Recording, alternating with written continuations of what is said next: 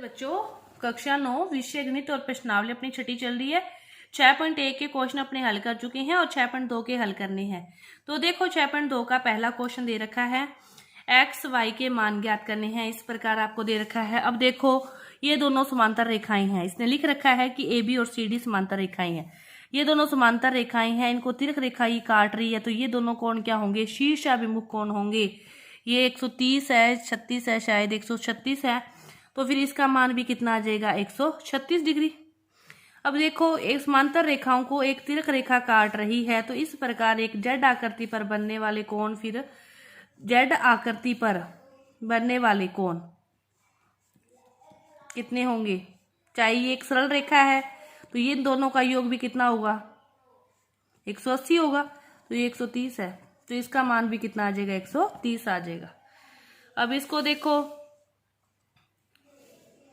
X Y Z इनके मान निकालने हैं। ए बी समांतर है सी डी के, सी डी समांतर है ई एफ के। तो ये सरल रेखा है। समांतर रेखाओं पर एक तरफ बनने वाले अंतः कोणों का योग कितना होता है? 180। वो 180, ठीक है। अब ये 180 आ जाएंगे। अनुपात दे रखा है आपको वाई और जेड का। तो कोण एक्स और जो कोण वाई है दोनों का योग कितना होगा? 180। अब ये देखो, ये है वही जेड एकांतर रेखा पर बनने वाले कोण है कि जेड आकृति पर इस प्रकार बनने वाले, अंदर की तरफ है तो एक भी, तो ये है इसका ये वाला कोण। तो ये वाला कोण क्या होगा? जेड। ये वाली आकृति ले रहे हैं अपने, तो ये जेड है तो ये भी जेड होगा। और कोण वाई प्लस कोण जेड भी कितना होगा? 180। वाई और जेड का अनुपात दे रखा है। तो 3/7 और 3 10 गुना 180 कट गया। 18 3 54। कि कोण 3 किसका है? वाई का। तो वाई का वैल्यू कितनी आ गई? 54। जेड की निकालोगे तो 7/10 गुना 180, 0 से 0 कट गई। 7 8 है 56, 5 7 1 7 5 12, 126। कितना आ गया? 126। अब 180 में से 54 को घटा दोगे तो आपके पास एक्स की वैल्यू आ जाएगी। अगला क्वेश्चन देखो, जीईडी। इस पूरी का मान कितना दे रखा है आपको? 126। पूरी जीईडी की वैल्यू दे रखी है 126।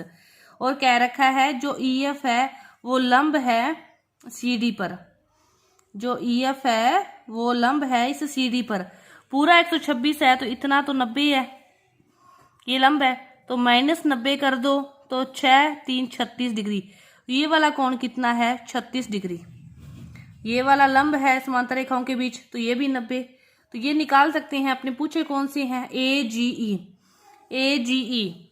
ये बाह्य कोण आ गया ना। तो इस बाह्य कोण की वैल्यू क्या होगी? चाहे तो उस तरीके से निकाल लो कि आंतरिक दोनों कोणों के योग के बराबर होगी। 90 + 36 कितनी होगी? 126।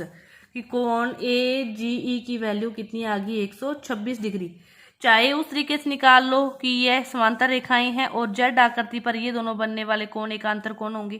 तो ये पूरा 126 था तो ये भी 126 आ गया। दूसरा पूछा है इसने जीईएफ। तो जीईएफ निकाल लिया, 36 डिग्री है। जीईएफ क्या है? 126 में से 90 गए तो कितना है? 36 डिग्री है। तीसरा पूछा है एफजीई। ये एफजीई ये सरल रेखा है।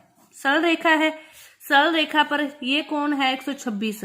तो कोण निकालना है अपने को। कौन सा कोण निकालना है? देखो एफजीई, कोण एफजीई की वैल्यू क्या आएगी? 180 में से कोण एजीई। तो 180 में से 126 जाएंगे। 10 में से 4, 7 में से 2 गए 5, 54 डिग्री। ठीक है, ये आपका है इस प्रकार तीसरा क्वेश्चन। आगे के क्वेश्चन देखते हैं। चौथा क्वेश्चन देखो क्या दे रखा है। पी क्यू समांतर है एस टी के। पी क्यू समांतर है एस टी के और पी क्यू आर 110 डिग्री है। आर एस टी 130 डिग्री है। आपको निकालना है क्यू आर एस। क्या निकालना है? Q R S. तो देखो ये समांतर है। चाहे तो इससे इस प्रकार एक रेखा खींचते हैं जैसे, ठीक है। ये समांतर है, ये भी समांतर है। फिर कि ये इसके पी क्यू है, आगे पी क्यू को भी बढ़ा रहे हैं, इसके समांतर है तो ये दोनों समांतर है, और समांतर रेखाओं के आंतरिक कोणों का योग कितना होता है 180, ये 130 है तो ये कितने आएगा 50, कि 180 में से 130 को निकालेंगे तो ये कितना आ जाएगा 50। ध्यान से समझो इस क्वेश्चन को, बढ़ाई, ये 50 है तो ये वाला कितना आएगा 50, क्योंकि शीर्षाभिमुख कोणों का योग कितना होता है 50। सारा लिखोगे, मैं समझा रही हूँ, बस आपने लिखना है कि 50 होगा, क्यों होगा, क्योंकि ये कौन सा कोण है, शीर्षाभिमुख कोण है। अब ये 110 है तो ये निकाल सकते हैं, 180 में से 110 गए तो ये कितना आएगा 70, क्योंकि सरल रेखा पर बनने वाले कोणों का योग कितना होता है 180। अब ये पूरा क्या बन गया, इसको कोई भी नाम दे दो, यू दे दो, कि जो क्यू यू आर क्या है, एक त्रिभुज है, और त्रिभुज के तीनों कोणों का योग कितना होता है 180 डिग्री। तो 70 प्लस 50 प्लस जिसको निकालना है उसको नाम दे दिया x इक्वल टू 180। x की वैल्यू क्या आ जाएगी, 180 में से 120 जाएंगे 60 डिग्री, इसकी वैल्यू कितनी आ गई 60 डिग्री। इस प्रकार निकालोगे, पूरा लिख के बकायदा करके ये रेखा खींचोगे, फिर यहाँ से ये 50 आ गया, ये शीर्षाभिमुख आ गया, ये सरल रेखा पर बनने वाले कोण आ गए, ये त्रिभुज बन गया।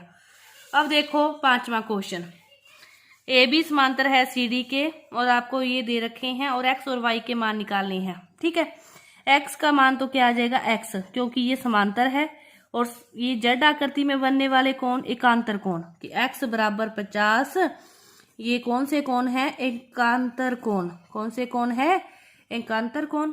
ठीक है, अब ये आ गया तो ये बाह्य कोण है, तो x प्लस वाई बराबर होगा 127 के बाह्य कोण की गुण से, बाह्य कोण प्रॉपर्टी से, बाह्य कोण गुण से, कि उस को आंतरिक कोण को छोड़कर बाकी दोनों आंतरिक कोणों का योग तीसरे बाह्य कोण के बराबर होता है।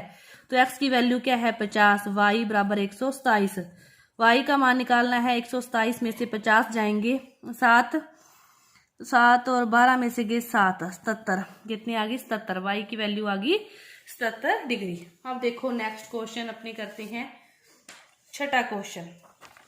इस प्रकार आकृति दे रखी है और ए बी और सी डी क्या है समांतर हैं, ए बी और सी डी समांतर रेखाएं हैं, और सिद्ध करना है ये समांतर है। सॉरी, क्या दे रखा है कि पी क्यू और आर एस क्या है, दो दर्पण है।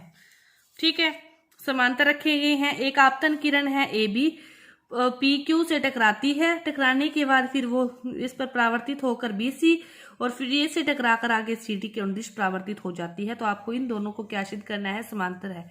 तो ये अपने क्या किया, उत्पत्ति की, यहाँ से एक रेखा बनाई, ये दो कोण, ये दो कोण, ये। ठीक है, ये रेखा इस प्रकार बनाई कि दर्पण पर जो प्रकाश आपतित होता है, आपतित प्रकाश होता है और टकराने के बाद दूसरी दिशा में जाता है परावर्तन के नियम से, क्योंकि ये दर्पण है, समांतर रखे गए हैं, परावर्तित आपतित वही नियम है। तो आपतन और परावर्तन कोण क्या होते हैं, बराबर होते हैं। तो ये कोण आपतन, ये परावर्तन, ये आपतन, ये परावर्तन, तो कोण 1 बराबर होगा कोण 2 के। आप लिख दोगे आपतित किरण और आपतन कोण और परावर्तन कोण बराबर होते हैं, आपतन कोण व परावर्तन कोण क्या होते हैं, बराबर होते हैं। इसी तरह कोण 3 बराबर कोण 4, ये भी क्या है, इसी नियम से कि आपतन कोण और परावर्तन कोण बराबर होते हैं। ठीक है, इसके बाद देखो दूसरा तरीका देखें तो ए बी, इसको ए बी इससे टकराकर इस तरह जा रही है, तो ये दोनों तो समांतर है, दो दर्पण समांतर रखे गए हैं, समांतर को एक तिर्क रेखा काट रही है, समांतर को एक तिर्क रेखा काट रही है, तो इस प्रकार जा रही है। ठीक है, तो ये इसके समांतर खींचे गए हैं, तो इसको देखो, ये जेड बन गया, तो 2 और 3 बराबर होंगे, ये तो इसके आंतरिक कोण है, ये दोनों बाह्य कोण है, 1 और 4 बराबर होंगे, कोण 1 और 4 बराबर होंगे, कोण 2 और 3 बराबर होंगे एकांतर कोण से, एकांतर कोण से। अब देखो ये दोनों बराबर हैं, इसको अपने जैसे कोण 1 लिखा है, कोण 4 लिखा है, दोनों साइड 2 से गुणा कर दें, कोई फर्क नहीं पड़ता। तो इस दो का मतलब क्या है, कोण 1 को 2 बार जोड़ो, इसका भी मतलब क्या है, इसको 2 बार जोड़ो।